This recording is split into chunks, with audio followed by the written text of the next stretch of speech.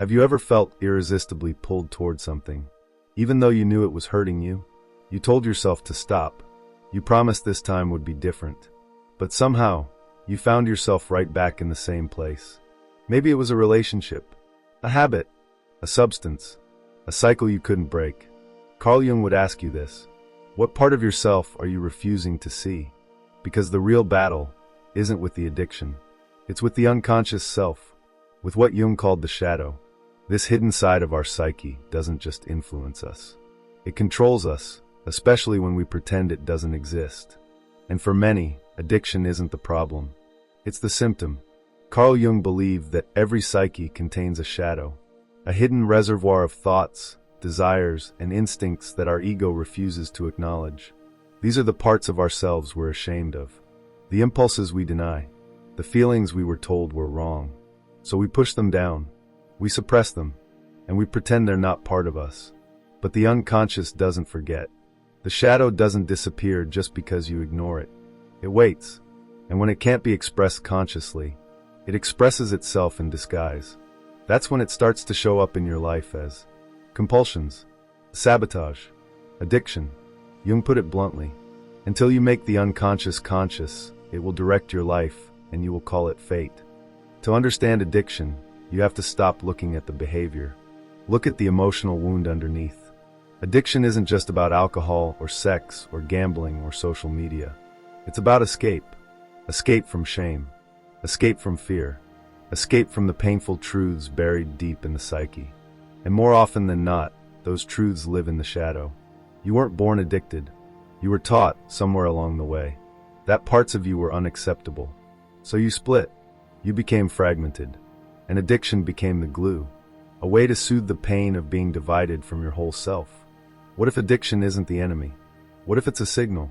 A distress flare from the unconscious, screaming, there is something inside you that needs to be seen. Jung didn't moralize addiction. He understood it as a symbolic expression of inner conflict. You reach for the drink, or the pill, or the dopamine hit, not because you're weak, but because something inside you feels unbearable. And the shadow says, if I can't come through the front door, I'll break through the basement. Addiction is the shadow's way of demanding your attention. Most people walk around wearing a mask. They show the world who they think they should be, and bury who they really are. But what gets buried doesn't stay buried. It festers, and that's where addiction gains power. You pretend everything's fine, while secretly unraveling. You smile in public and crumble in silence. You seek numbness, not because you're broken, but because no one ever taught you how to feel and stay present with the truth. The truth that maybe you're angry, that maybe you're lonely, that maybe you feel unloved, unworthy, unseen. And those feelings become fuel for compulsive behaviors. Until you meet the shadow, you'll keep losing the war with yourself. Jungian psychology sees addiction not as the root, but the result. The result of repressed trauma, emotional disconnection, abandoned inner child wounds, cultural conditioning that says, don't feel that. The ego wants to solve addiction by treating the surface. But Jung says, go deeper. Ask, what emotion am I running from? What truth am I refusing to face? What part of me feels unsafe in the light? Because beneath every addiction is a piece of the self that has been banished. And that piece wants to come home. Shadow work doesn't begin when you're ready. It begins when you're tired of running. When the cycle becomes too loud to ignore. When the behaviors start to cost you more than they soothe. When something in you whispers, there must be more than this. And there is. But you won't find it in willpower. You won't find it in perfection. You'll find it when you turn around and face the part of you you've tried to silence. The shadow, not to fight it, but to listen. Because what the shadow wants is not destruction. It wants reunion. But how do we do that? How do we turn toward the very thing we were taught to avoid? How do we make peace with the part of us that feels unlovable? Carl Jung understood addiction not simply as a bad habit, but as a psychic rebellion, a revolt of the repressed. When we deny the darker aspects of ourselves, rage, jealousy, fear, lust, grief, they don't vanish. They lurk, and one day they surface, not as honesty, but as sabotage. You were doing well, on track, healing, building something beautiful. Then, without warning, you blew it all up. You ghosted the person who cared. You relapsed after months of progress. You picked the fight, skipped the meeting, hit the self-destruct button. Why? Because your shadow wasn't invited into your healing. And what is not invited will intrude. Most addiction begins with a moment of pain. Something triggers you, a memory, a feeling, a silence too heavy to carry. The ego says, I can't deal with this. So it turns to escape, and it works temporarily. But soon, shame creeps in, and shame leads back to pain, which leads back to escape. This is the loop. Pain, compulsion, shame, more pain. Jung saw this cycle as the unconscious crying out, I cannot bear to live only as the acceptable self. I need to be seen, whole and human. But the ego, terrified of discomfort, doubles down. Stay positive. Be strong. Don't let anyone see your weakness. And so the compulsion grows stronger. Not because you're addicted to pleasure, but because you've become allergic to truth. Shadow work threatens the ego, because to truly heal, you must admit, I'm not always kind. I don't have it all together. I sometimes want to destroy the very things I love. And that terrifies the persona, the curated mask you wear for the world. But Jung believed this confrontation is essential. The pain of facing your shadow is the price of authenticity. And for many, addiction is not about substance, it's about avoiding this truth. I am both light and darkness, and I must learn to live with all of me. Strangely, the shadow isn't always malicious. Sometimes it's trying to protect you from pain you never learned how to hold. That drink, that binge, that spiral, they weren't random. They were your shadow saying, this is the only way I know how to keep you from falling apart. It's primitive, it's desperate, but it's also honest. So what if, instead of shaming your addictive patterns, you sat with them? What if you asked, what part of me feels so unsafe, it needs to numb? What memory or emotion am I avoiding right now? What does my shadow believe will happen if I feel this fully? Because sometimes, the most dangerous behaviors come from the parts of us that were never allowed to speak. When your outer life contradicts your inner truth, addiction fills the void. You become two people, the one who performs wellness, and the one who secretly suffers. This split creates friction, psychic tension that must be released. And addiction becomes the bridge, a distorted attempt to reunite what's been torn apart. But reunion can't happen through avoidance. It happens through courage.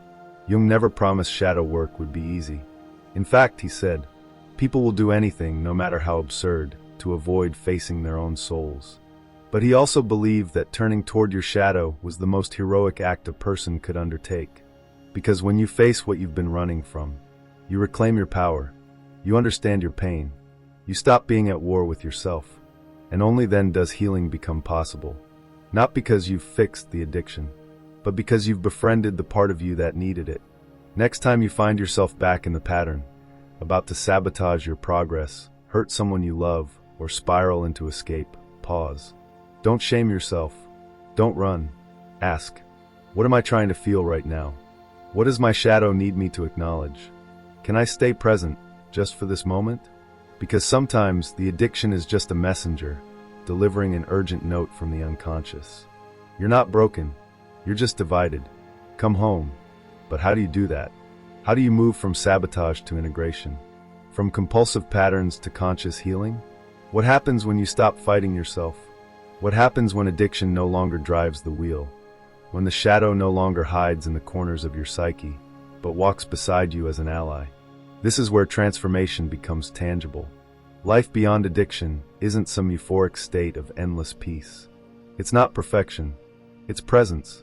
A life where you can feel discomfort without needing to escape.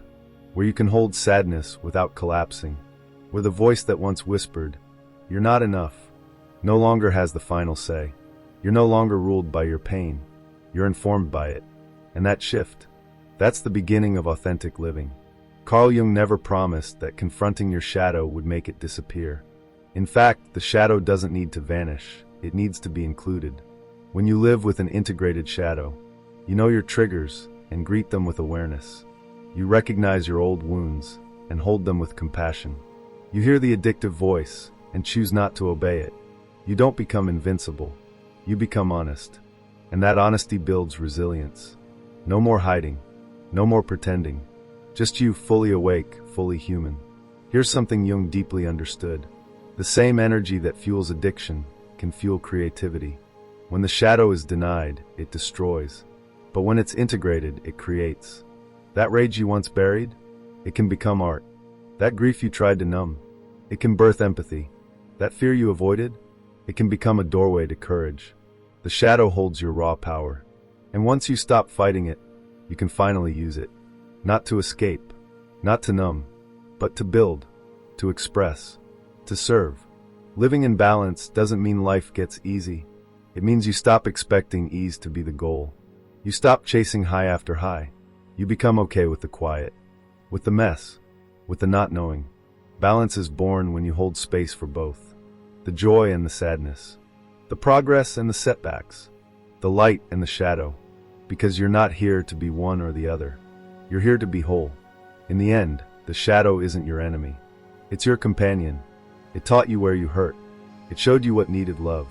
It held the pain until you were ready to feel it. And now, it can walk with you, not in control, but in connection. Because when you finally meet your shadow, you meet the self hiding behind it. And that self isn't addicted. It's awake. If you've struggled with addiction, know this. You are not a failure. You are not too far gone. You are not broken. You are a soul in process, a being on a journey of reclamation, of reunion, of remembering who you were before the world told you to split apart. And that path back to yourself? It starts with a simple, powerful decision. To stop running, to turn inward, to face the shadow, and to walk forward, hand in hand with all that you are. Carl Jung showed us that the path to wholeness doesn't come through denial. It comes through integration. So if you're tired of the cycle, of addiction, of shame, of self-sabotage, know that the door is open. And on the other side isn't some flawless version of you. It's the real you, the full you, the healed you. Not because you've erased your past, but because you've embraced it. Subscribe to the Awakened Compass and join our membership to unlock the full journey within.